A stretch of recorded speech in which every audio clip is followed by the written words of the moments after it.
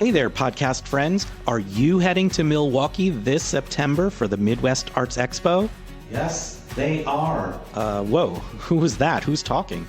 It's me, your inner voice. I added reverb so listeners could tell us apart. Is that a diss saying my head is empty? Also, no, your head isn't empty. It's just acoustically generous. That's not better. Sorry. Just here to remind you, you're not going to Max this year. Right, that stinks. I got to go to Max in Indy 2 years ago. It was phenomenal. Incredible sessions, massive expo hall, and showcases that blew me away. Not to mention the new networking connections I made and good friends. And now it's in Milwaukee. Great food scene, lake vibes, cheese. Our No Business Like quad producers will be there at booth 511. Yeah, go see the pod. Tell them your inner voice sent you. Or outer voice. Or is it inner me now? Wait. Which one of us said that? I think I'm still the one narrating, but I just said that line. So then am I the echo? Or are you the echo? No, I'm the original. You're the echo. But if you're repeating me, then I must be first. Except you always talk first, which seems unfair. Unfair? I'm literally part of your brain. Well, that's debatable. No, that's philosophical. No, you're missing the point. Okay, but if we're both me, then who's responsible for scheduling? We should delegate that to someone with fewer voices. Anyway, stop by booth 511 at Max this September 15th through 18th and say hi to the Pod Squad members who will be there. They can't wait to see. Make sure you register now and get your hotel room booked before they fill up. A lot of people know how awesome it is now, so don't wait.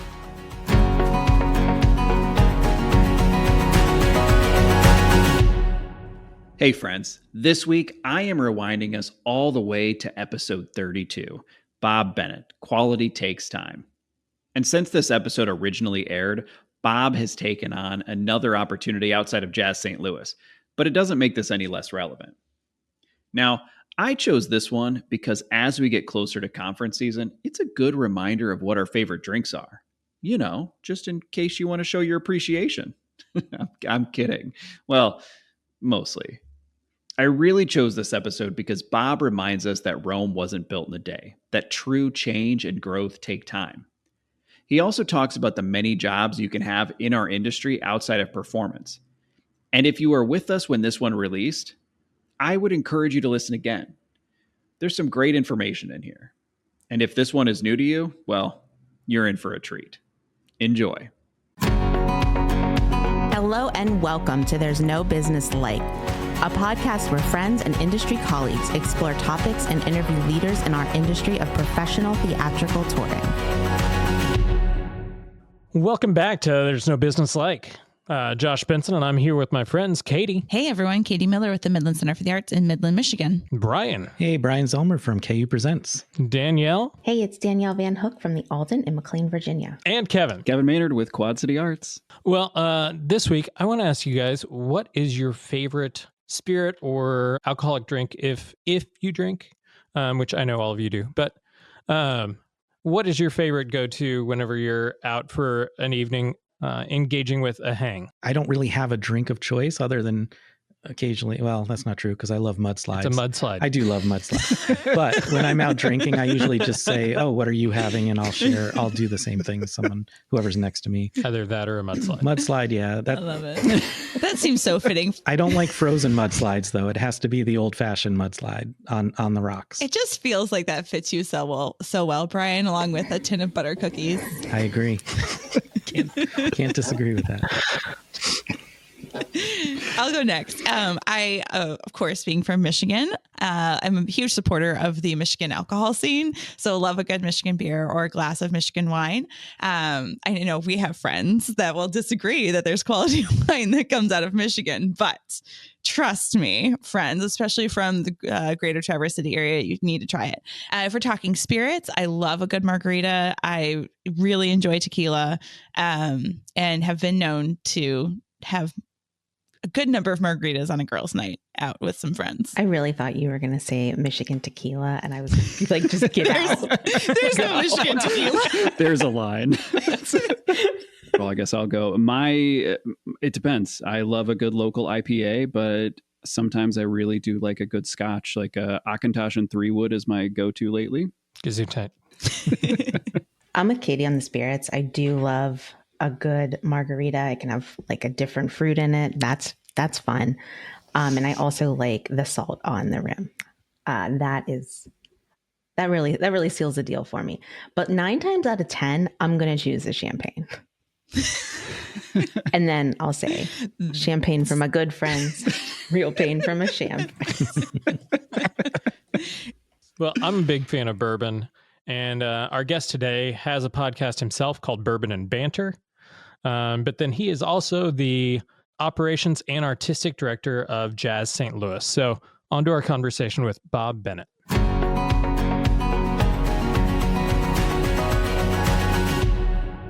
Hi, this is Bob Bennett. I'm the artistic director and director of operations for Jazz St. Louis in St. Louis, Missouri. Well, thanks for joining us, Bob. Thanks for having me. People can't see your beautiful beard from behind the mic like I can, but we appreciate you and your beard showing up today. You're certainly welcome. You're too kind. Thank you. How did you first get interested in the arts? Where did that come from for you? My cousin, Joe, was a saxophone player. When I was maybe 8, 9 years old, Joe started playing saxophone. I wanted to be like Joe. So when I was 10, I started playing saxophone so I could be like Joe. And it took, and that's really where, I mean, I had done, I think, drums previously. My mother had always wanted me band? At that time, and I was on the East Coast, I'm from Corning, New York originally. And they would start kids in first grade with music. I think my mom wanted me to play guitar. Well, they didn't teach guitar. They said, what do you want? Drums. Yeah, I'm thinking to myself, yeah, that'll annoy the hell out of my parents. Mm-hmm. So I started with drums, but then I did a little bit of guitar, a little bit of piano. Nothing ever really stuck until Joe started playing saxophone. And so that's really where I latched onto it from the time I was 10. And I'm 47 now, so yeah. You still play well. I still own a saxophone. I play very, very sparingly. I can still play. I just, with the way that my schedule is, and then with the pandemic hitting, it's not something. When you work around like the greatest musicians in the world and the greatest saxophone players in the world, unless you can do something at a really top level, it's kind of discouraging to think about picking up the horn. So I do rock saxophone stuff now. If I do something, it's most likely playing Bruce Springsteen's music. Well, that's still a lot of fun. That is very much a lot of fun. Yes, it is for me.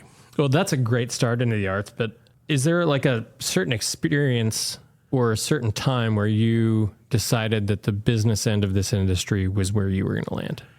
When I got into college, I had left high school, got into college. My first year in college, I was planning on doing this, and I said, well, what can I do? I'll be a band director. I discovered during that first year that playing European classical saxophone was really not something I wanted to do. It's like I really didn't have the desire to be a high school band director. I said, but I can't be a jazz musician. I mean, how am I going to make a living doing that? So I left that university, went and tried to do chemistry.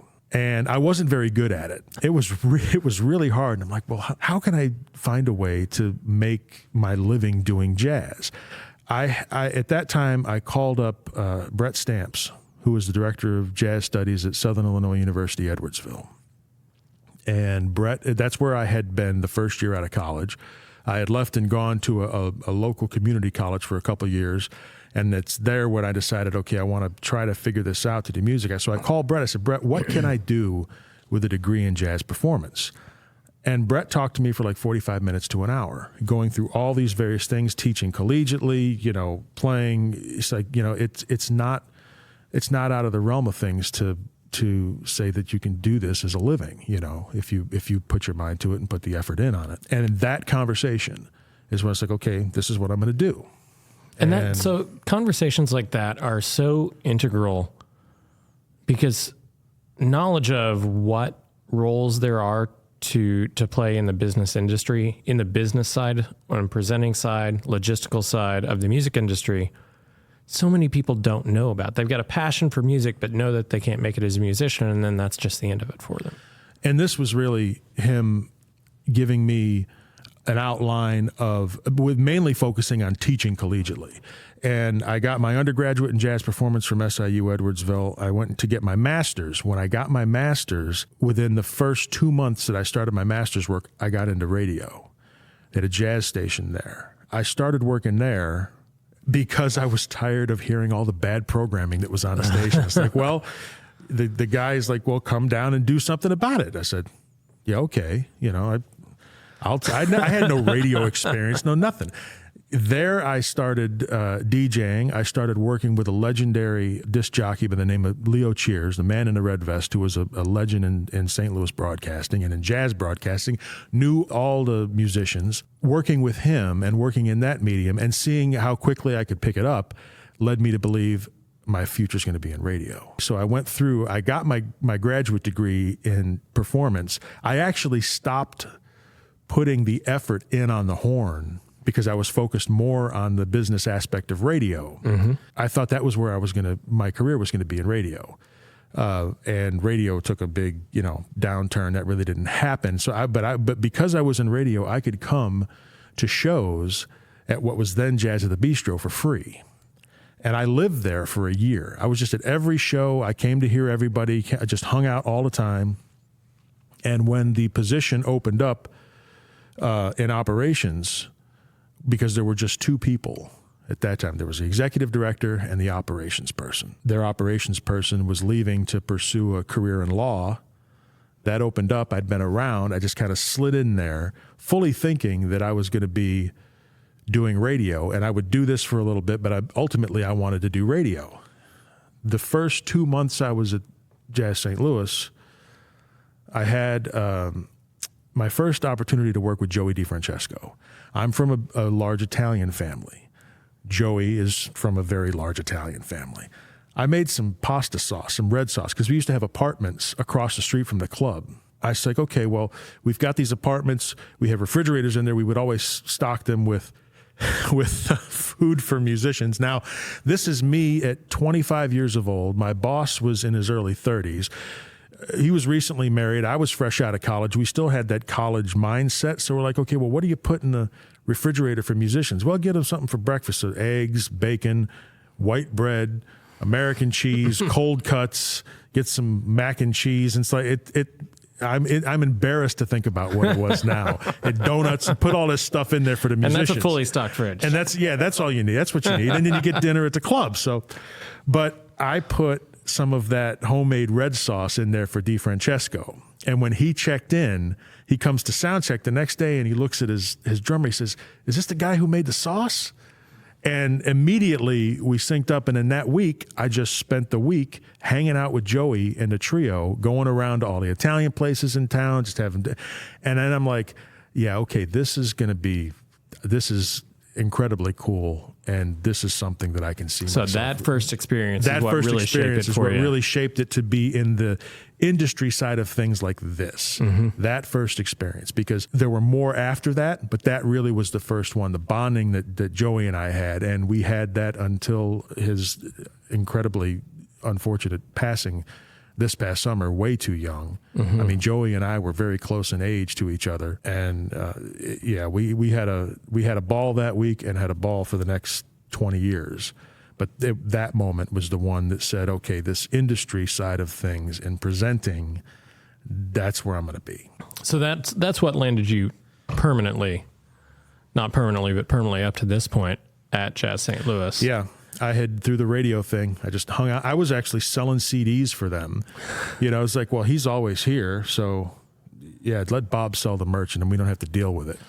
And so I just, right place, right time. Yeah. I graduated and merch is in the room there.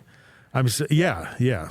So it works out. I'm hanging out with all the musicians and right place, right time. And we went from a staff of 2 to now we're a staff of 15 full-time and another dozen plus part-time. So talk to me artists. about what Jazz St. Louis has become, because I remember it as Jazz at the Bistro. Yeah. So the first iteration of what is now Jazz St. Louis started actually down at the Hotel Majestic, the Omni Hotel Majestic down at 10th and Pine in downtown St. Louis. It was just the Hotel Majestic, and they had a restaurant there that was an L-shaped wood paneling. It was a beautiful room. And the stage was at the end of the middle section of that L.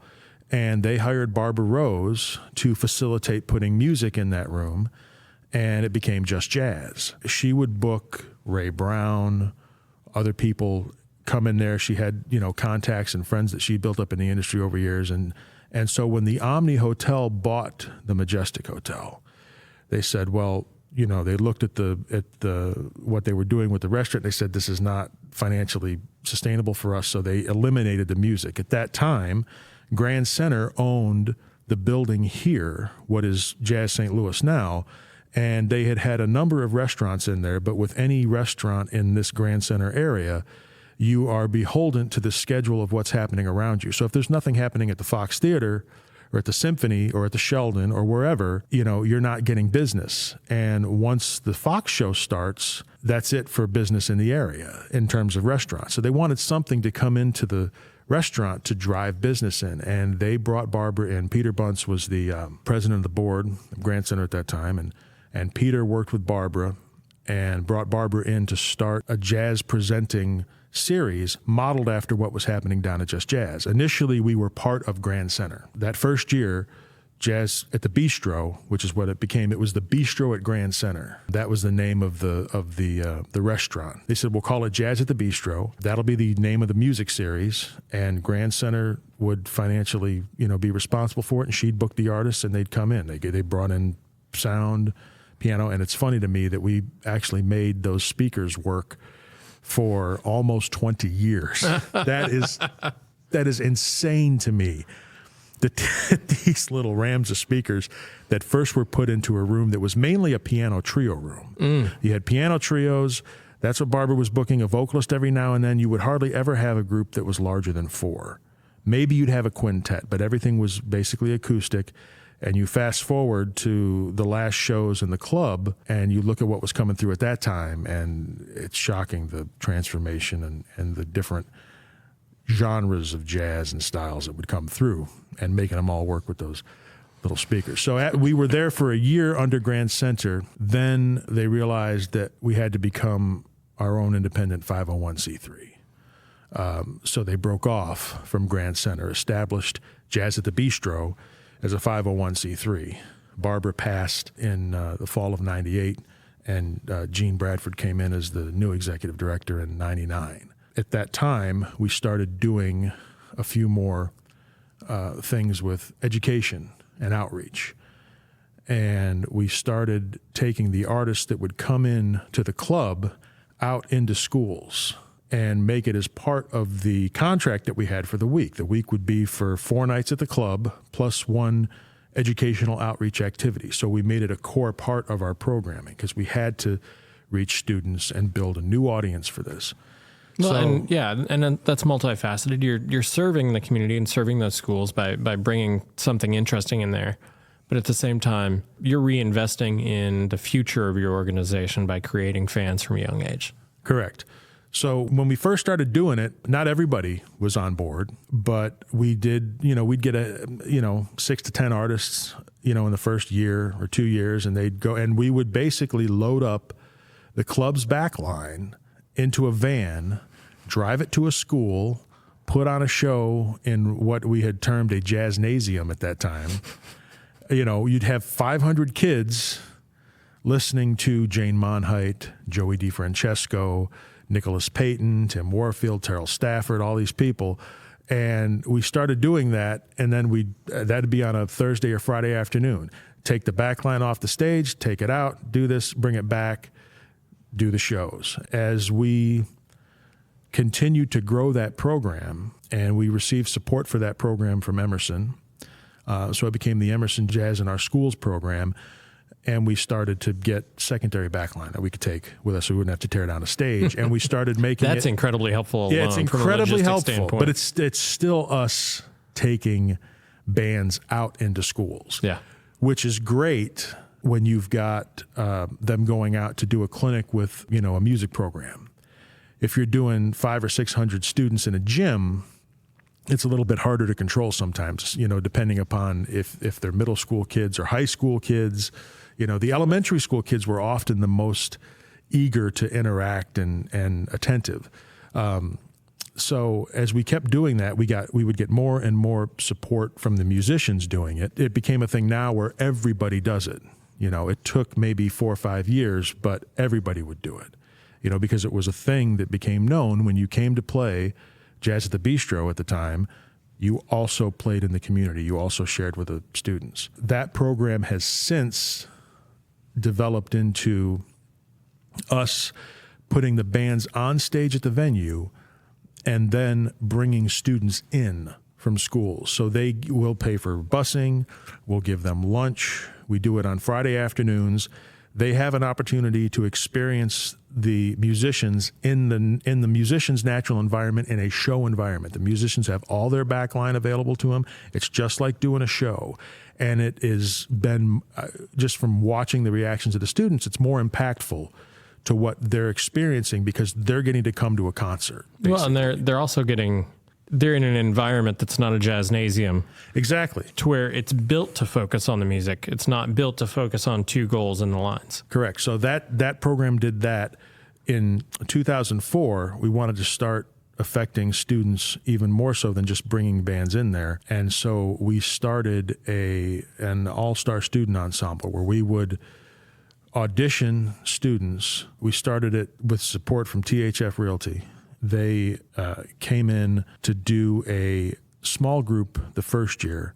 We did 2 groups the next couple years. And so we're talking about this and we're like, well, who's going to direct the band? It's like, well, I'm going to direct the band.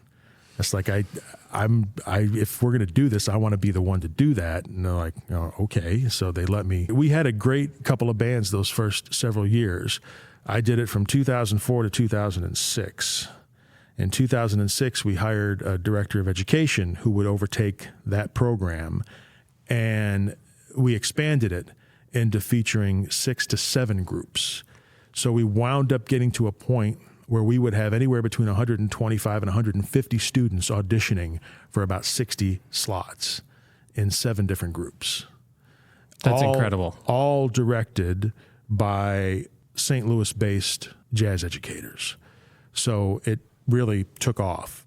And out of that, we saw that there was a need for students at a younger level. We were hearing input from band directors at the high school level that students were coming to them and they weren't prepared. They didn't know basics, or they didn't, they had to go back and reteach. So we started Jazz Academy as a program for middle school students, to where we would provide them with basic, music instruction, jazz instruction, as well as assistance in, maybe tutoring and other things. So it was an after-school program to where by the time they got to high school, they were ready to go, and the band directors were not having to come back and teach them through some of the basic things that they didn't know. So it building kind of a feeder program, hopefully, into what would become Jazz U. We changed that, no longer. So the Jazz St. Louis All-Stars turned into Jazz U, and that's one of the top groups there now. So you've got Jazz Academy that addresses middle school students. You've got Jazz U, which addresses middle and high school students, just depending upon level. They all audition and they're placed in groups corresponding to their level of performance. We do Weebop, which is partnered with Jazz at Lincoln Center for a kinder music program. We also have our Music Heals program, which we had worked with Washington University, Dr. David Gutman, who is in the Center for Neurofibromatosis at Children's Hospital, St. Louis, to build this program using jazz to help students with developmental delays. Mm-hmm. So all these things under our education program. So when people come to the club and to the venue, they think of Jazz St. Louis as, okay, well, I'm coming to see this show, but they may not realize that as much as we do on stage, we're doing in education and outreach. Then we've got community outreach projects. We do our Jazz Speak series, which takes a more of a lecture approach, lecture followed by performance. We just did one last week with Oliver Nelson Jr. doing music of his father. So, we're doing performance, education, and community engagement. It sounds like Jazz St. Louis is so deeply vested in the community and enriching the community in so much more of a way and with so much more impact there than even it has with the concert series. Yeah, I mean, it's. I'll tell people a lot. It's like, look, as much as you think is happening up here, you really don't know what's going on. They may not know. We are building up, awareness of that program. But as you know, people see performance, they see artists, they know that's immediately what they gravitate towards. Yeah. That's the flashy part of it. That's the flashy part of it. But take a look at 125 students on a Friday afternoon in a club that are having a ball with somebody like Stacey Kent, who was just here last week, that said this was one of the most touching things that she'd done. I mean, she was floored by this program. The students and her were interacting great. Or you've got Christian McBride in there getting everybody up, dancing. Robert Glasper's in there interacting with these students. I didn't have opportunities like that when I was in school to come and do. And the one thing I failed to mention, everything that I just mentioned outside of the WeBop program is completely free to students. There's no cost to any student, to any educator, to any school.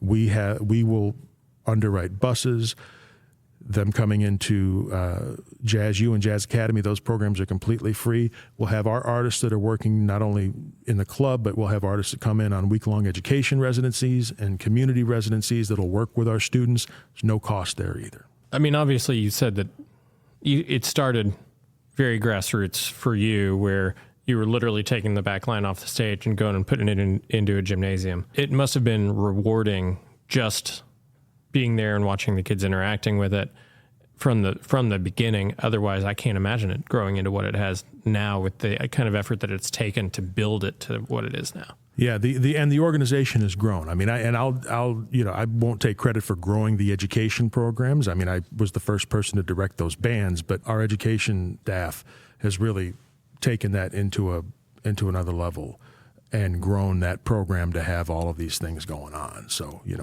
we're very fortunate to have some great people that have helped us along the way. Well, and Jazz St. Louis, as an overall organization, has grown as a result as well. Yes.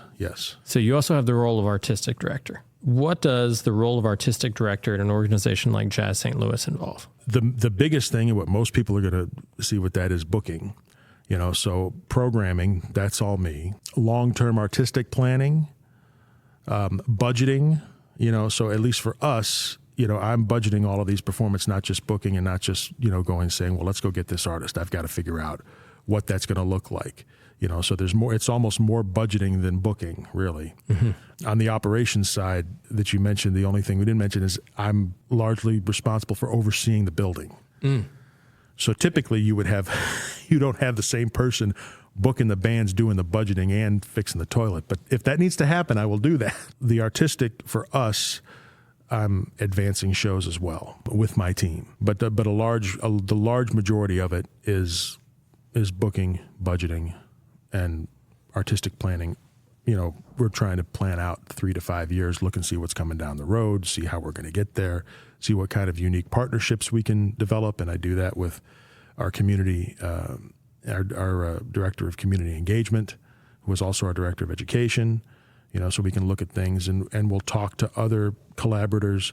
We did a couple operas with Opera Theater St. Louis with Terrence Blanchard, became the first Black composer to have an opera premiered at the Metropolitan Opera in New York. So that's been a big thing for us. So we're also involved in some of those things. As artistic director with the booking, how do you decide, how do you land on, from a conceptual standpoint, for what you want Jazz St. Louis to be? How do you land on what artists you're going to bring in, what genres within, micro genres within jazz you're going to look at and bring in and focus on throughout a season? How does that all work for you? I want good music. You're like, well, what is your concept, or what is your? I want good music. First and foremost, that's what we do. We want good music. Beyond that, there will be a focus on building new artists. It'll be spread across new artists, established artists, maybe artists of a stature that we haven't been able to get before.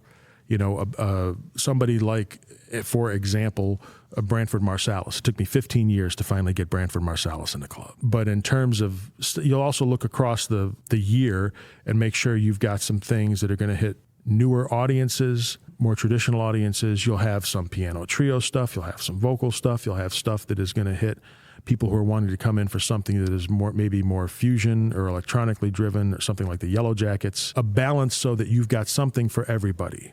You know, you can come in over the course of a couple months and you'll see the Yellow Jackets, Harold Lopez Nusa, Jane Monheit, John Pizzarelli, the Jazz St. Louis Big Band doing Ellington's Nutcracker, the Bad Plus, Grace Kelly.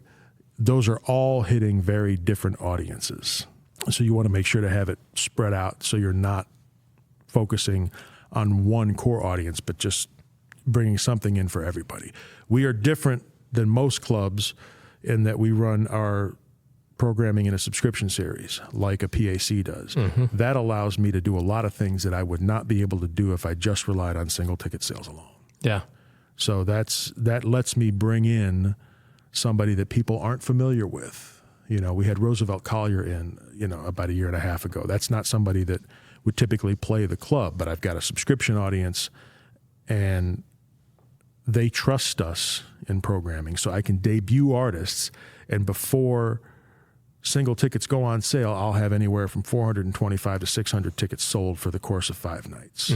So that helps us do a lot of things that we normally could not do. We want people to we're selling an experience.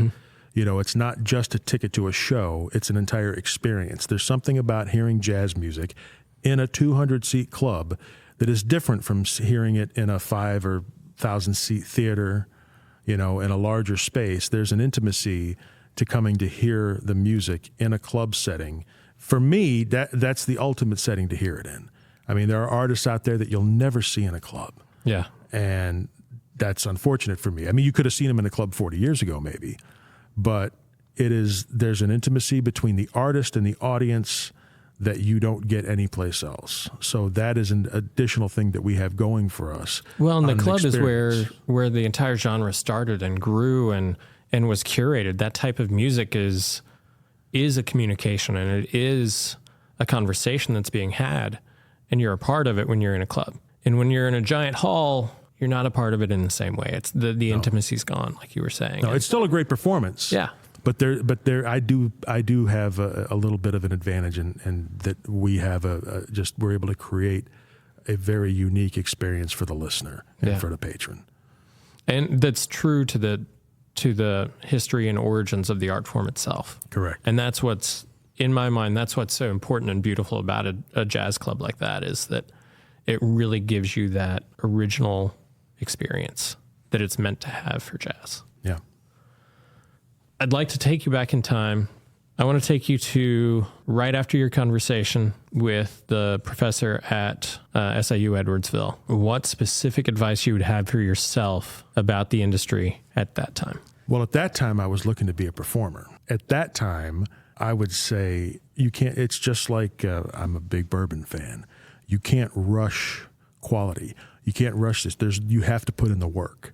You know, people hear about musicians practicing for 4, 6, 8 hours a day. There's a reason that those things are happening at that time in their lives and developmental. It's like, you've got to do it. If you don't do it, you're not going to get to where you want to go. So putting in the work and the effort, you know, and that goes for the same thing, just coming into it on a presenting side. If you're looking to get into this, put in the time. It's the same thing I tell musicians now. It's often, to me, the most important part of the gig happens after the band's done playing.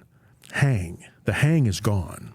But there's so much trust that you pick up with the performers and the staff and the people. Get to know the people who are responsible for executing the performances. I'm not talking about the people who are booking them. I'm talking about stage hands, you know, sound people, the people that nobody you're talking to, you know, folks who are cleaning up after everybody's gone, because that's the heart and soul of whatever institution you're at, whatever venue you're at. So get to know those people, listen. If you get into a situation where you're with a group of musicians and these are idols of yours, just listen. Sit there and listen. Especially if they're older musicians, you know, who have been around you can just sit there and absorb so much, and there's nothing that can replace the amount of knowledge that you'll pick up just listening to that stuff. I think listening is such great advice, and the importance of the hang. And that's that's something that's, from an industry standpoint, is important, not just in a club, but at the conferences and at networking gatherings. The hang is so important. I mean, that's where you and I met. That's how you build. I mean, I haven't gone to the conferences in a while, but I did for years, and I built those relationships to where I still have them. But absolutely, especially younger people, who are just coming into this, those relationships are going to help you secure the things that you're looking to do as you move in your career, as you move forward. And past just the relationships, the stories that are told at these hangs, there's so much to gain from, because the stories aren't being told because it's what happens every time, but the stories are being told because of something that's happened that was either great or really bad. And there's so much to learn from hearing that story in either direction. The other thing I would say is that, especially for young people getting involved in either artistic administration or booking, setting realistic expectations for what you're going to be able to do. Because when I first came into it, I'm like, okay, let's book this person, this person, this person, this person. They're great. Unfortunately, we cannot book solely based upon, we've got a great musician. So how are we going to get them?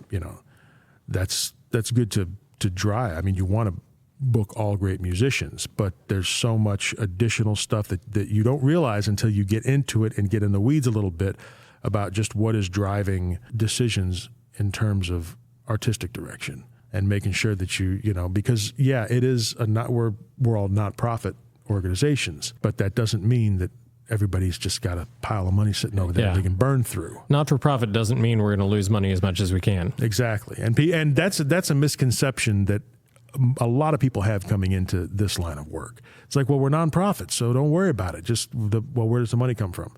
Well, I don't know, but we're nonprofit. It's like, no, we've got to figure out, and it's got to be balanced. Yeah, funding is important. Funding is incredibly important, and know the people that are in development for those that are in nonprofits that are responsible for generating the contributed revenue that allow us to remain employed. So that was a big eye-opening thing coming in when I first got started. It's like, wow, okay, so you can't just go and book this, and this. There are a lot of other things at work that make those decisions possible. So becoming aware of that, the earlier you can become aware of that and realize it is incredibly beneficial. So one last question for you. What is your favorite thing about being part of this industry? For 60, 90 minutes, an hour and 20, however long it is, we are able to provide people a way to escape problems, concerns, worries. Somebody sitting in that seat, they are completely removed from everything else that's going on, and they can, have a joyful experience right there. So being able to give people that, especially now, being able to provide folks with a way to escape and just enjoy high-quality entertainment, that's fantastic. I mean, it's great. The relationships that I have with musicians, I mean, that's incredible. I'd say those two things, the relationships and being able to provide people a way to just drop everything and enjoy something for a little bit and forget all the other things. Bob, thank you so much for sitting down with us, giving us your time, giving us an amazing amount of knowledge and wisdom in the industry and specifically in jazz presenting and what that means, and more drilled down the way that you guys give back to the community, which is so incredibly important. So thank you so much. I appreciate you all having me. Thanks so much for doing this.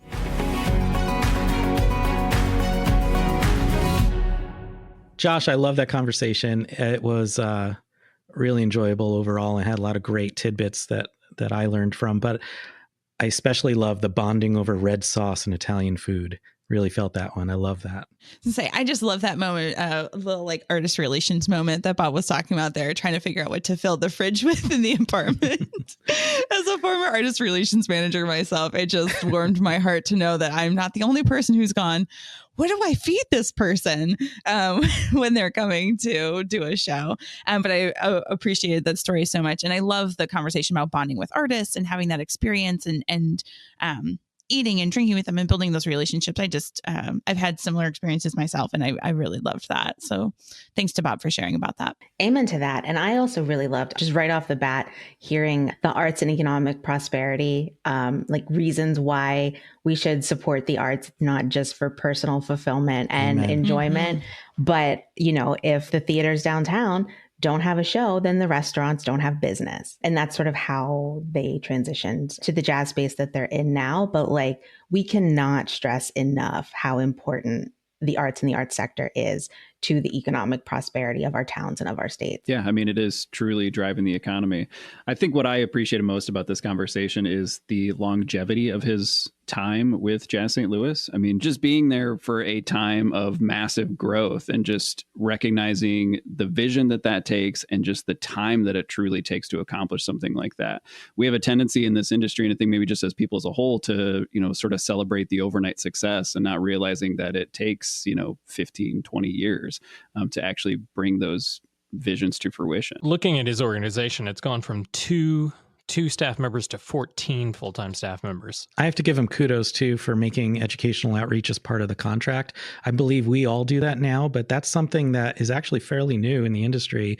A lot of older contracts, I look at them, you know, I'm in a 30-year plus institution here, and some of them, they would book the show and then they would work out after the contracts are done, the educational outreach stuff. And I'm really glad that that's changed, but it sounds like Bob had been doing that from early on before that was a common practice. So I have to give him kudos for that. Mm-hmm. Mm-hmm. And transitioning from the, what did he call it? The jazzatorium or the jazznasium. Thank you. Transitioning the format of that program to give students a different experience. I really loved the intentionality behind that. And I think it is incredibly valuable to bring students into a space that is truly meant for that sort of performance. They're going to get a completely different view of what that is, and experience and understanding of the art form.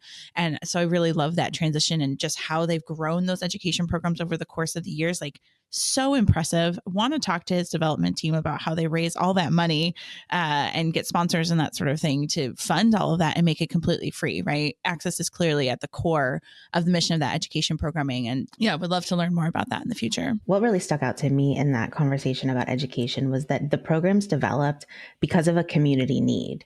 They weren't just saying, you know what would be really great. You know, they were hearing from, you know, high school band teachers about how kids weren't prepared. And so they were like, you know what, we'll do that. So much of this is just led by the community and what the community wants and what the community is responding to. And I think that makes all the difference. I also want to acknowledge how, because the club nature is not normally like this, but how he has a season with season subscribers. And now my program has a subscription series as well. And it's really hard to build that in the first place. But once you have that, like he mentioned, you've built trust with your audience members, your patrons, and then you could take chances and risks, and they'll be happy to go along with you. And that's such a great thing to have. It just speaks to the quality of work that he did in the early days to get that kind of rapport with his audience. One thing that I found interesting is that talking about like how he got into the business, he went to a professor, and like he at that point knew that a performer wasn't his place in the industry, but he wanted to be a part of it. And the only recommendation that the university had for him was to become a college instructor. He found his place in arts administration as a side effect of him loving the craft so much. I love that he found it, but there's got to be a better way for us to get talent into the industry of arts administration. I mean, I fell into it as well. Like, my story isn't the same as Bob's, but I didn't really know what someone in the role as an executive director did until I found myself within an organization that without a lot of leadership, and just started stepping into the role myself. And then I learned it and found out about it. Yeah, I think this speaks to a couple different things. Like, one, just the amount of things that you can do with sort of any education in the arts. I mean, that he went to school for performance, but it led to a bunch of different things. And we see that all the time with people who get into one side of the industry and eventually make it to another side of that. But also, we are sort of seeing that change. I mean, more colleges and universities are having programs like centered around arts administration. But also, I mean, just recognizing that you don't necessarily need just an arts admin degree. Like, this is business. I mean, it is the basics of business. Mine my degree is in accounting and a master's of business administration with finance. I mean, the arts admin side of things, or like the arts side of things, I learned on the job. I participate in a program here in Midland County through the public school systems where it's a 8th grade career program, essentially. So I just upcoming this week, I will go and give a round of presentations to 8th graders about what it is that I do and what is the arts and entertainment industry and what are all the different roles that you could have. So I talk to them about not only what I do and what we can do in theater and music and dance and performing arts and that sort of thing, but visual arts, journalism, photography, podcasting, film, television, and then all the support that's needed, right? Talking about finance and the business admin side, HR, IT, all of those different things. So if students have a passion for the arts, but they don't want to be a performer,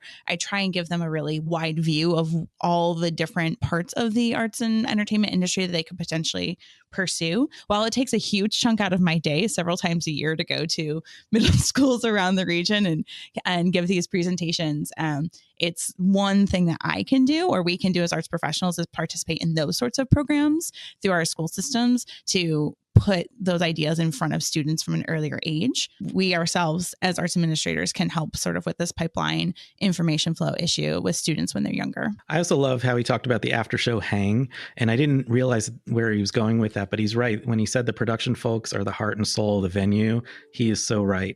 And it is important to hang. I've had those hangs with those folks as well, and I'll often, take off my suit jacket and roll up my sleeves and help, alongside if they don't mind. Of course, I never want to step on their toes if ever get in their way, but it's really a valuable experience, and I suggest anyone that has that opportunity to do that, and I know that they appreciate it too. Well, and that plays back into the whole part about you can't rush any of this, right? I mean, he's been there for I think we just referenced 20 years. I mean, to build that subscriber base, I mean, that takes time. To build those relationships takes time, and you can't just rush through it. You can't just check off, I did the hang. Because that's not what it's about. Well, and if the hang isn't a thing that's naturally happening and you're forcing it, and then just doing it once or twice, if it's not from a genuine place, then it's worthless anyway. Well, thank you guys for joining me today and chatting about Bob's interview and listening to it with us. I love sitting down with him. And Bob, thank you for sitting down with me. We'll catch you next time on There's No Business Like It. All right, everyone. Thanks for listening to There's No Business Like. Our producers and hosts are Brian Zelmer, Josh Benson, Kevin Maynard, Katie Miller, and me, Danielle Van Hook. Views expressed in this podcast are ours alone and are not reflective of the organizations we are a part of. Keep up with us at nobusinesslike.com. There you'll find links to all of our episodes and socials. If you like this podcast, give us a like, a follow, a review, or our favorite, a 5-star rating. Oh, wait, what was that site? I got it, don't worry. It is nobusinesslike.com. Do I sound out bus-I-ness every time I type it? Yep, sure do. Stay in touch, my friends. Did you see that text, Brian? You need to look in the group. I have unread messages. I fired you. I have unread messages. How long ago was this? Just before the podcast. It was my response to you being 10 minutes late. Oh, okay. That's horrible. I do not approve. Did you try Lafroig? Yeah. I feel like was I there? Yeah, it was your glass. You let me try. And Yes, I tasted the campfire for like an hour afterwards. Yeah, it's weird that I wouldn't remember that. I think I was there. Was I there for that? Yep, you were Yes. there. I was. Yep, all of us were there. And you were there? Actually, it was just Katie and Kevin and I at that. Was that when you guys went to get the cupcakes? Okay. No, we were it's when waiting we for the went PA to- presenters in yeah. Michigan. Oh, presenters that's meetup. when it was. Okay. I was like, I At the remember whiskey this, bar but or where whatever. where And were I hadn't we? gotten down there yet. Yeah, That was fun. Yeah. you and that's Danielle weren't there right. yet. You were on your way. Being there from a time that the organization, has gone through some massive. At a time that the organization has gone through. Cat. I was trying to. I was going to laugh too, but I was letting him get through it. But oh well, too late. Don't hold back your laugh, Brian. You're right. Touche. Yeah. I think the best thing about Benson's Inns is that now, like when we hang out with people, they know what kind of drinks we like And what chicken. Handheld chicken preferences are. Like so they could buy us dinner and drinks. They could bring us food and alcohol. That's actually our evil plan. Is that next week we'll be talking desserts and side dishes. I wish I can go back and change mine then, because I don't feel like ripping a bird open with my hands. And only at the show. They're going to bring Brian an rotisserie uncooked chicken. bird. And no He has utensils. to pluck himself, and then they'll take it back and cook it. We probably should talk about fry shape at some point. I think now's that All time. these questions, like I'm like, yes. Like, Yes.